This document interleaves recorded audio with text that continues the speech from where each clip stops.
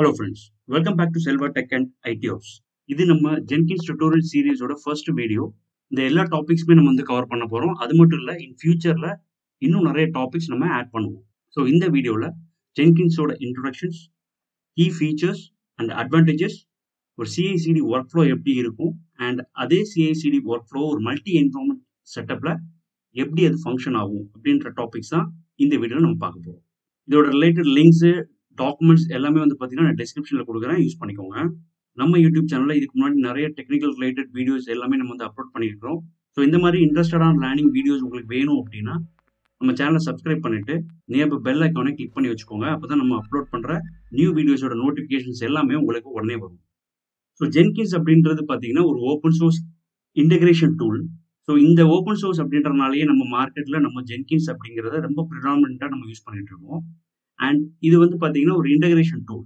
So ஒரு centralised server மாதிரி நீங்கள் ஒரு ஜென்கின்ஸை ரெடி பண்ணி உங்களுடைய மல்டிபிள் சோர்ஸை வந்து இன்டகிரேட் பண்ணி வச்சுக்கலாம். ஃபார் எக்ஸாம்பிள், நீங்கள் வந்து ஜென்கின்ஸை ஒரு கோட் டெவலப்மெண்ட் பர்பஸ்க்காக யூஸ் பண்ணுறீங்க அப்படின்றப்போ உங்களுடைய சோர்ஸ் கோட் மேனேஜ்மெண்ட், உங்களுடைய டிப்ளாய்மெண்ட் என்விரான்மெண்ட், உங்களுடைய பில்டு டூல்ஸ், இந்த மாதிரி மல்டிபிள் டூல்ஸை இன்டகிரேட் பண்ணி வச்சுக்கலாம் ஒரு சென்ட்ரலைஸ்டு சர்வரான ஜென்கின்ஸில்.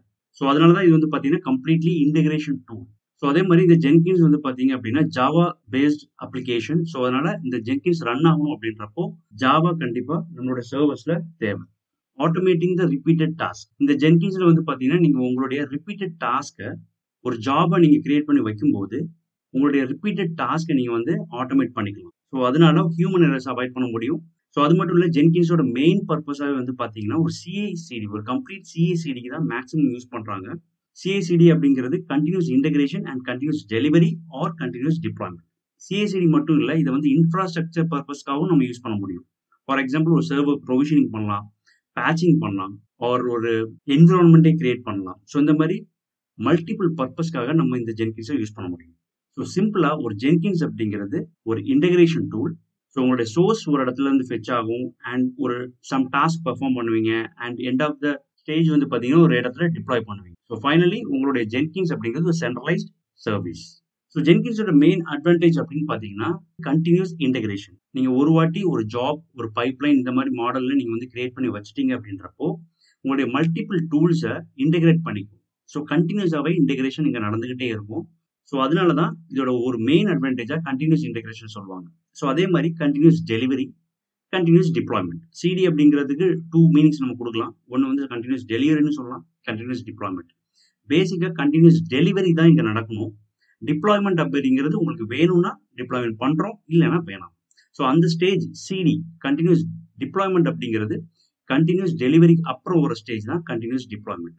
ஸோ கண்டினியூஸ் டெலிவரிங்கிறது உங்களுக்கு கீப் ஆன் ஒரு டெவலப்மெண்ட் சேஞ்ச் நடந்துகிட்டே இருக்கு அப்படின்றப்போ அதை கீப் ஆன் பில்ட் நடந்துகிட்டே இருக்கும் அண்ட் அதை பேக்கேஜை உங்களுக்கு டெலிவரி பண்ணி ரெடியாக இருக்கும். ஸோ டெலிவரி இருந்தால் மட்டும்தான் உங்களால் டிப்ளாய்மெண்ட்டே பண்ண முடியும். ஸோ அதனால தான் இங்கே வந்து சிடி அப்படிங்கிறது கண்டினியூஸ் டெலிவரி அப்படின்றத நம்ம ரெஃபர் பண்ணுறோம். So open source and community, so இது ஒரு மெயின் அட்வான்டேஜ் தான். ஸோ ஓப்பன் சோர்ஸ் அப்படின்றனால தான் இந்த அளவுக்கு மார்க்கெட் அவங்களால பிடிக்க முடிஞ்சிச்சு. அண்ட் இதில் வந்து இனிஷியலாகவே இந்த ஜென்கின்ஸ் ஏர்லியராகவே இருந்தனால நிறைய கம்யூனிட்டிஸ், ஃபாரம்ஸ் நிறைய அவைலபிளாக இருக்கிறதுனால உங்களுக்கு ஈஸியாக ஹெல்ப் கிடைக்கும். ஸோ அதே மாதிரி ஆட்டோமேஷன்ஸ், ஆப்வியஸ்லி ஆட்டோமேஷன்ஸ் இங்கே இருக்குது. ஏன் அப்படின்னா இதில் வந்து ஒரு எந்த பர்டிகுலர் ஒரு ஜாபாக இருந்தாலும் சரி, அதை வந்து நீங்கள் வந்து ட்ரிகர்ஸ் ஷெடியூல் பண்ணலாம். ஆர் ஃப்ரீக்வெண்ட்டாக வந்து பார்த்தீங்கன்னா ஷெடியூலிங் செட் பண்ண முடியும். ஆர் போல் எஸ்சிஎம் யூஸ் பண்ணலாம். ஸோ இந்த மாதிரி நிறைய ஆட்டோமேஷன்ஸுக்கு நீங்கள் யூஸ் பண்ண முடியும். பிளக்இன் ஆர்கிடெக்சர், ஸோ இந்த கம்ப்ளீட்டாகவே இந்த இன்டகிரேஷன் நீங்கள் பண்ணணும் அப்படின்றப்போ இது எப்படி நம்ம வந்து ஒரு கிட்டாக இருந்தாலும் சரி, ஒரு ஆன்சிபிள், ஒரு டெராஃபார்ம், ஒரு ஏடபிள்யூஎஸ், ஸோ இது எல்லாமே ஜென்கின்ஸில் எப்படி உங்களுக்கு கம்யூனிகேட் ஆகுது அப்படின்னா பிளக்இன் பேஸ்ட் தான். ஸோ ஒவ்வொரு டூலுக்குமே ஒரு பிளக்இன்ஸ் இருக்கும். கரெக்டான பிளக்இன்ஸை நம்ம யூஸ் பண்ணுறோம் அப்படின்றப்போ உங்களால் ஈஸியாக இன்டகிரேட் பண்ண முடியும். So easy to use. So இந்த ஜென்கின்ஸ் அப்படிங்கிறது கம்ப்ளீட்லி ப்ரௌசர் பேஸ்ட். ஸோ அதனால கொஞ்சம் ஈஸியாகவே உங்களுக்கு இருக்கும். எல்லாமே ஃபார்ம் பேஸ்டாக இருக்குது. ஸோ அதனால் ஈஸியாகவே நம்ம வந்து அதை யூஸ் பண்ண முடியும். Supports multiple platforms. So obviously Jenkins அவங்க இனிஷியலாக வரும்போதே லினக்ஸ், யூனிக்ஸ் ஒரு டெபியன் பிளாட்ஃபார்ம்ஸ், விண்டோஸ், மேக் எல்லா ஆப்ரேட்டிங் சிஸ்டம் உங்களுக்கு வந்து சப்போர்ட் பண்ணுறாங்க. So distributed build. So distributed build அப்படின்றப்போ ஜென்கின்ஸ் ஒரு சென்ட்ரலைஸ் சர்வராக இருந்தாலுமே அதில் ஓவர் லோட் கொடுக்கும்போது அது கம்ப்ளீட்லி உங்களோட ஸ்பெசிஃபிகேஷன் பேஸ்டு தான் இருக்குது. உங்கள் சர்வரோட specification based. For example memory, ஒரு 8 ஜிபி அப்படின்றப்போ, ஒரு CPU ஒரு 4 கோர் அப்படின்றப்போ, அதில் மேக்ஸிமம் 4 ஜாப்ஸை உங்களால் ரன் பண்ண முடியும். ஸோ உங்களுடைய என்விரான்மெண்ட் ஒரு ஹண்ட்ரட்ஸ் ஆஃப் ஜாப்ஸ் நீங்கள் வந்து ரன் பண்ணுறீங்க அப்படின்றப்போ லோட் பத்தாது. ஸோ அந்த கேசஸில் டிஸ்ட்ரிபியூட்டட் பில்ட் அப்படின்ற கான்செப்டை நம்ம கொண்டு வருவோம். ஸோ அந்த கான்செப்ட் வரும்போது மல்டிபிள் ஸ்லேவ் நோட்ஸை நம்ம வந்து கான்ஃபிகர் பண்ணி வச்சுக்கலாம். ஃபார் எக்ஸாம்பிள் ஜென்கின்ஸ் மாஸ்டர் அப்படின்றத உங்களுடைய ஜாப்ஸ் எல்லாமே கான்ஃபிகர் ஆகிருக்கும். அண்ட் அதை ஃபாலோ பண்ணி நீங்கள் கான்ஃபிகர் பண்ணுற உங்களுடைய எல்லா ஸ்லேவ் நோட்ஸும் உங்களுடைய பில்டை அக்செப்ட் பண்ணி ரன் பண்ணிக்கும். ஸோ இந்த மாதிரி உங்களால் டிஸ்ட்ரிபியூட் பண்ணிக்க முடியும் ஒரு பிக் என்விரான்மெண்ட்டாக இருந்தால். செக்யூரிட்டி பொறுத்த வரைக்கும் உங்களுக்கு வந்து கொஞ்சம் ஹார்டான செக்யூரிட்டி, பிகாஸ் இது ஜாவா ரிட்டன். ஸோ அதனால் நிறைய பேட்சிங் அப்டேட்ஸ் வந்துக்கிட்டே இருக்கும், நியூ அப்டேட்ஸ் வந்துக்கிட்டே இருக்கும். உங்களோட வல்னரபிலிட்டி லெவலை பொறுத்து நீங்கள் வந்து கீப் ஆன் அப்டேட் பண்ணுற மாதிரி இருக்கும். ஸோ காம்ப்ரிஹென்சிவ் டெஸ்டிங் கம்ப்ளீட்டாக நீங்கள் வந்து டெஸ்டிங் வந்து பண்ணிக்கிட்டே இருக்கலாம். ஒரு செலினியமாக இருக்கட்டும், இல்லை அதர் டெஸ்டிங்காக இருக்கட்டும், எல்லாமே நீங்கள் வந்து இதில் ரன் பண்ண முடியும். ஸ்கேலபிலிட்டி. ஸோ ஸ்கேலபிலிட்டி நீங்கள் வந்து ஸ்லேவ் நோட்ஸாக இருக்கட்டும், இல்லை உங்களோட மாஸ்டர் நோட்ஸாக இருக்கட்டும், நீங்கள் வந்து கீப் ஆன் இன்க்ரீஸ் பண்ண முடியும். ஃபார் எக்ஸாம்பிள், இப்போ நான் வந்து ஒரு ஆன் டிமாண்ட் ஸ்லேவ் வச்சிருக்கேன் அப்படின்னா, என்னுடைய ஜாப் ரன் பண்ணும்போது மட்டும்தான் என்னுடைய ஒர்க்கர் நோட் ஸ்டார்ட் ஆகும். ஸோ இந்த மாதிரி ஸ்கேலபிலிட்டி நீங்கள் கீப் ஆன் பண்ண முடியும். வெப் இன்டர்ஃபேஸ், நான் ஃபர்ஸ்டே சொன்ன மாதிரி ஜென்கின்ஸ் வந்து கம்ப்ளீட்லி ப்ரௌசர் பேஸ்ட். ஸோ அதனால் உங்களுக்கு வந்து வெப் இன்டர்ஃபேஸ் கொடுத்துருவாங்க. ஸோ அதனால் ஈஸியாக நீங்கள் மேனேஜ் பண்ண முடியும். ஸோ இதெல்லாம் main advantages of Jenkins. So இது வந்து பார்த்தீங்கன்னா ஒரு சிம்பிள் CI/CD ஒர்க் ஃப்ளோ. நீங்கள் எந்த ஒரு CI/CD ஒர்க் ஃப்ளோ எடுத்தாலுமே அதோட கான்செப்ட்ஸ் எல்லாமே சேம் தான். ஆனால் டிஃப்ரெண்ட் ஸ்டேஜஸ் இருக்கும். ஃபார் எக்ஸாம்பிள் இந்த பிக்சர் பார்த்தீங்கன்னா ரொம்ப சிம்பிளான ஒரு CI/CD ஒர்க் ஃப்ளோ. ஸோ இதில் ஆரம்பத்துலேருந்தே பார்த்தீங்கன்னா ஒரு டெவலப்பர் கிட்ல டெவலப்மெண்ட் அப்படின்ற ஒரு பிரான்ச்சில் கமிட் பண்ணுறாங்க. ஸோ அந்த டெவலப்மெண்ட் பிரான்ச்சில் கமிட் ஆன உடனே உங்களுக்கு பில்டு ஸ்டேஜுக்கு போகும். ஃபார் எக்ஸாம்பிள் உங்களுடைய ஜாவாவாக இருந்துச்சுன்னா அதை கம்பைல் பண்ணி பில்ட் பண்ண வேண்டியிருக்கும். இதே வேற ஒரு பில்டாக இருந்துச்சுன்னா மேவன் அண்ட் இந்த மாதிரி இருந்துச்சுன்னா மேவன் கமாண்ட் யூஸ் பண்ணி பில்டு நடக்கும். ஸோ அந்த பில்ட் நடந்ததுக்கப்புறம் டெஸ்டிங் பண்ணுவாங்க. உங்கள் பேக்கேஜ் ஆர் கோட்ஸ் எல்லாமே வந்து டெஸ்ட் பண்ணுவாங்க.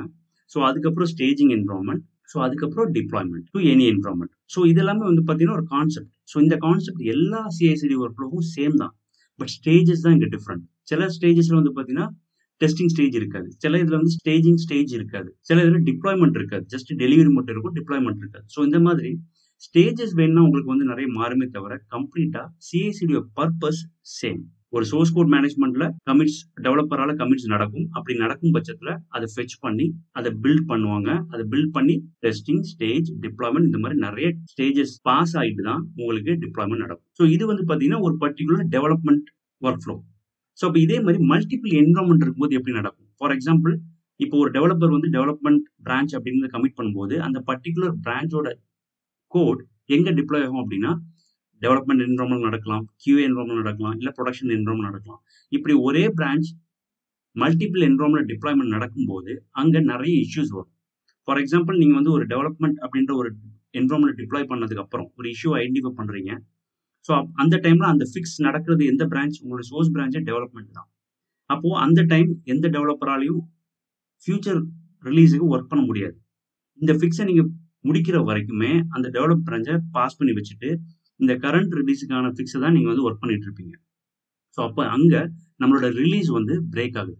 ஸோ இதுக்காக தான் என்ன பண்ணுவாங்க அப்படின்னா, இந்த மாதிரி ஒரு CI/CD செட்டப் வரும்போதே பிளானிங் ஃபேஸில் ஒவ்வொரு என்விரான்மெண்ட்டுக்கும் டெடிகேட்டட் பிரான்ச்சஸை கிரியேட் பண்ணுவாங்க. ஃபார் எக்ஸாம்பிள், டெவலப் பிரான்ச் டெடிகேட்டடாக டெவலப் என்விரான்மெண்ட்டுக்கு தான் யூஸ் பண்ணுவாங்க. அப்போது உங்களை டெவலப்பர்ஸ் எல்லாருமே கமிட் பண்ணும்போது என்ன ஆகும் அப்படின்னா, அந்த டெவலப் பிரான்ச்சில் கமிட் ஆகுது. அங்கேருந்து build stages different stages pass ஆகிட்டு டெடிகேட்டடாக டெவலப்மெண்ட் என்விரான்மெண்ட் மட்டும்தான் நடக்கும். இப்போ இந்த டெஸ்டிங் எல்லாமே பாஸ் ஆகிடுச்சு அப்படின்னா என்ன பண்ணுவாங்க அப்படின்னா, டெவலப் பிரான்ச்சில் இருந்து QA பிரான்ச் அப்படின்ற ஒரு கட் ஆஃப் பிரான்ச் மாதிரி எடுத்துப்பாங்க.